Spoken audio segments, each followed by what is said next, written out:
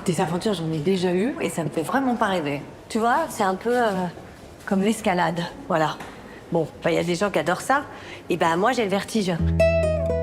T'as plus envie de... Oui. Enfin, je veux dire, plus jamais envie de faire l'amour avec moi. Alors moi, s'il faut te dire la vérité, j'ai jamais été amoureuse d'Eric. C'est vraiment mon amour.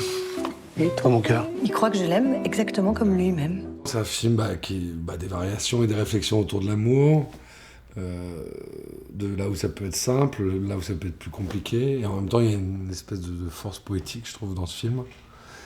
Et puis il y a des tas de choses qui sont arrivées pendant le tournage. On a tourné essentiellement à Lyon, ce qui fait du bien aussi de ne pas forcément tourner à Paris, enfin nécessairement tout le temps à Paris. Je sais pas si vous me reconnaissez. Bah oui, c'est ça lui au collège. Tu sais, je trouve pas ça juste que tu te sentes coupable.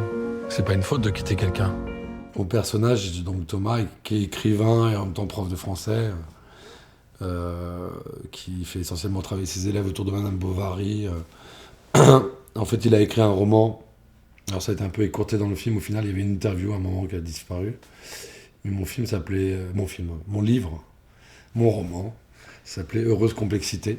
Pendant tout le tournage, en fait, je me suis exercé tous les jours. En fait, la manière de me rapprocher de mon personnage, c'était d'essayer de trouver des choses que je croisais dans la rue, sous mes yeux, qui pouvaient être ça, une espèce d'heureuse complexité. Alors c'est très difficile à définir, mais et donc je faisais des photos tous les jours que j'ai gardées, qui sont c'est juste des moments de ce qui est sous nos yeux. Alors ça peut être des marquages au sol, mais qui ont été, je sais pas, il y en a eu 30 000 qui sont passés les uns sur les autres, et du coup ça devient une espèce de peinture au sol. C'était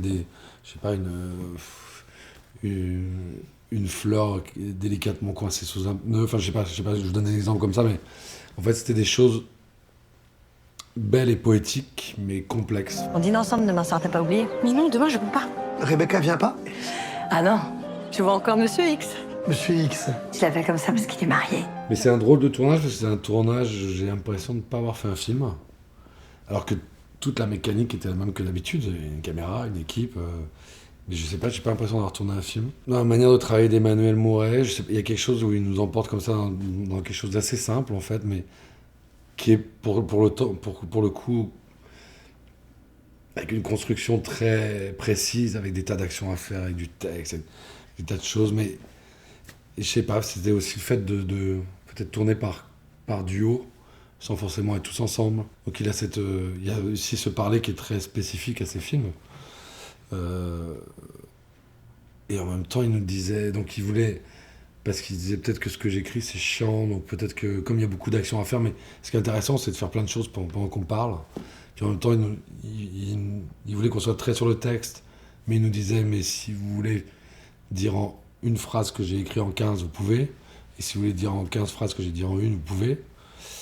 Et en fait, on n'a jamais rien changé, parce que c'est très bien, il y a besoin de rien toucher. Mais oui, puis en plus, c'est de la bande. Je crois que ça fait une trentaine d'années qu'ils fabriquent tous leurs films ensemble. Ils se sont jamais quittés, en fait. Ils ont démarré ensemble. Enfin, Emmanuel jouait au début, maintenant il joue moins. Mais non, ce film compte beaucoup. Cette dimension du langage qui est très littéraire, pour le coup, qui est plutôt de l'ordre de l'envolée. Mais d'ailleurs, comme les musiques qu'il choisit, comme tous les choix musicaux qui sont dans le film, et depuis tous ces films. Mais puis là, je trouve que c'est surtout de magnifiques portraits de femmes, et entre autres d'India, énormément, quoi, qui est magnifique. Enfin, pour moi, qui est une grande actrice depuis toujours, mais on s'est connu sur Rester vertical d'Alain Guéraudy, et voilà, je la trouve vraiment belle dans ce film. Et non, je crois qu'on trouve de la douceur, de la poésie, un petit pas de côté par rapport à la violence de notre monde, avec des choses dures aussi, mais quand même, j'ai quand même une certaine douceur. Il y a des gens qui se séparent et qui retrouvent vite quelqu'un après. Ouais, il y a aussi des gens qui rencontrent jamais plus personne, hein. Tu peux encore faire un geste pour me retenir, là? T'as toujours aucune nouvelle? Vous êtes bien la compagne de monsieur Victor Arzouillan? Le fait pas de prendre la place, parce qu'en fait, le personnage de Vincent, donc, qui lui est un fantôme, oui, je reprends son poste au lycée. Je me retrouvais à habiter à côté de son ancienne compagne, enfin, une espèce de choses comme ça où sa vie devient la mienne, mais en même temps je suis moi, il y avait ça. Et puis après, non, ce que j'ai... Parce que je sais pas si les spectateurs le verront tout de suite, mais à la deuxième vision, j'ai remarqué que dans toutes les prises, enfin dans toutes les scènes, il y a quelque chose d'important qui se joue émotionnellement. Il y avait un vent qui se levait dans les arbres. Il faut regarder bien le film. À chaque fois, il y a les feuilles, et c'est pas du tout des effets spéciaux. Il n'y a pas quelqu'un qui était en train de faire bouger les feuilles. Mais à chaque fois, il y a une espèce de brise qui se levait, il y a des feuilles qui bougent très légèrement. Il y a un vent qui se lève à chaque fois qu'il y a des choses importantes qui se jouent. Mais ça, on l'avait pas prévu, mais ça, c'est ce qui est beau des fois dans des films, c'est un espèce de moment de grâce. Je suis tellement désolée. Mais j'ai peur de faire encore du mal. C'est ça qui est toujours intéressant quand on partage notre cinéma avec d'autres cultures et d'autres pays, de voir là où ça touche les gens, là où ça les fait sourire, rire. Enfin, est-ce qu'on est raccord sur tout ça ensemble? Si on arrive à faire qu'un film soit aimé et compris dans un autre pays, dans une autre culture, on a gagné.